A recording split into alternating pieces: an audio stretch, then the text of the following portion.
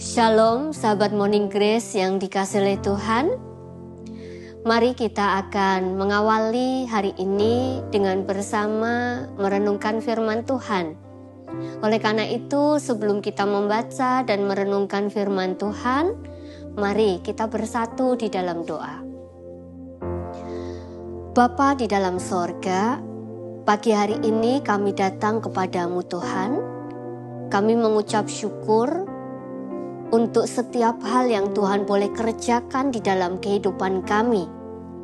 Bahkan kami sungguh mengucap syukur ketika pagi hari ini Tuhan berikan kerinduan di dalam hati kami untuk kami bersama membaca dan merenungkan firman Tuhan.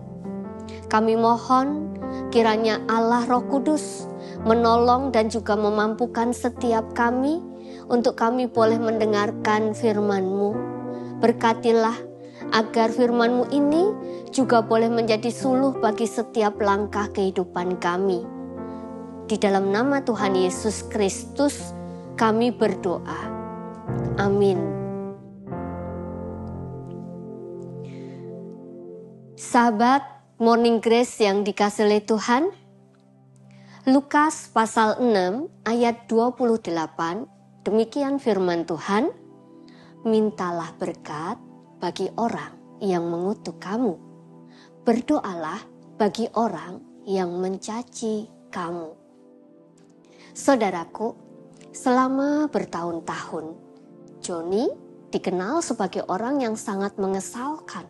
Dia sangat menjengkelkan.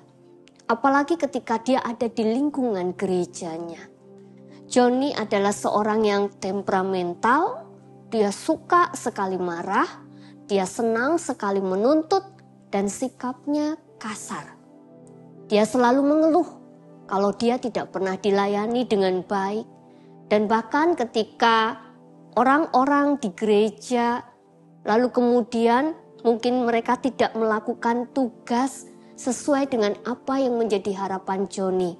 Ya, jujur saja saudara, ternyata si Johnny ini adalah orang yang sangat sulit untuk dikasihi. Jadi ketika orang-orang mendengar bahwa Johnny sakit, maka tidak mudah bagi orang-orang yang ada di sekitarnya untuk datang sekadar menyapa dia, apalagi untuk mendoakan dia. Mengapa? Karena orang-orang sudah terbayang dengan siapakah Johnny. Seorang yang kasar, seorang yang suka marah, ucapannya tidak baik, perilakunya tidak menyenangkan.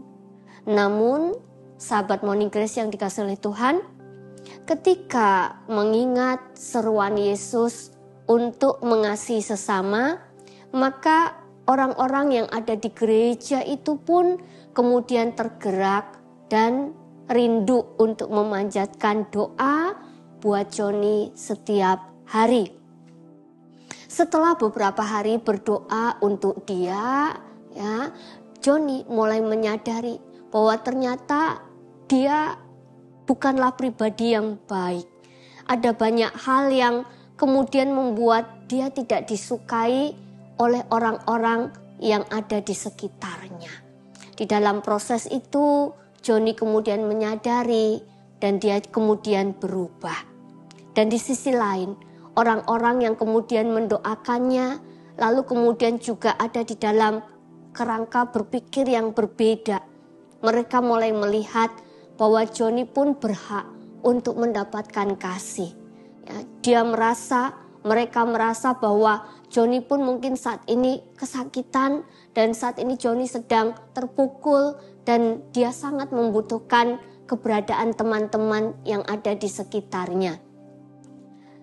Sahabat Morning Grace yang dikasihi oleh Tuhan, ketika kita menyadari bahwa doa itu berarti membuka diri kita, membuka perasaan kita, dan juga hubungan kita dengan orang lain kepada Allah, maka doa ini akan menolong kita untuk kita boleh memiliki sudut pandang dari Dia dan bukan sudut pandang dari kita.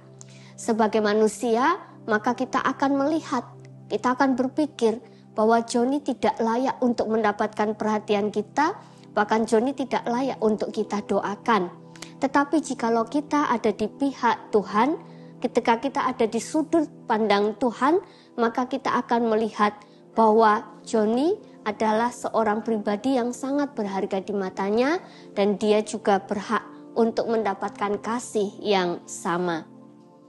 Sahabat Morning Grace, ketika kita menyerahkan kehendak kita, ketika kita menyerahkan perasaan kita kepadanya di dalam doa, maka Roh Kudus yang akan bekerja mengubah hati kita, mengubah cara berpikir kita, perlahan tetapi pasti.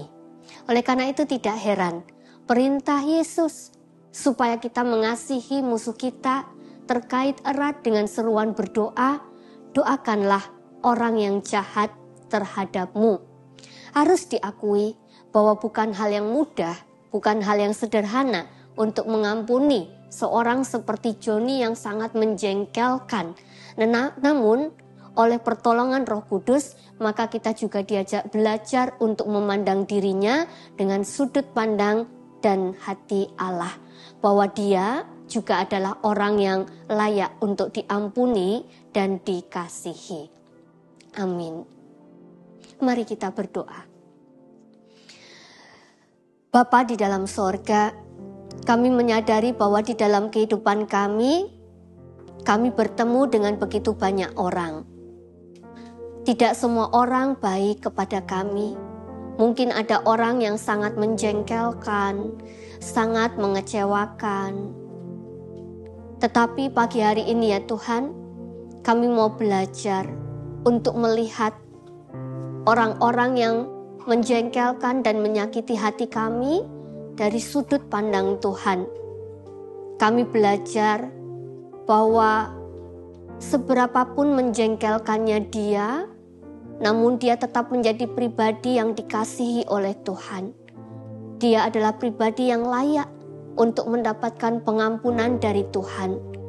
Oleh karena itu ya Tuhan, kami menyerahkan hati dan juga pikiran kami, supaya kami boleh ditolong untuk melihat orang yang menjengkelkan, orang yang menyakiti hati kami dari sudut pandang-Mu.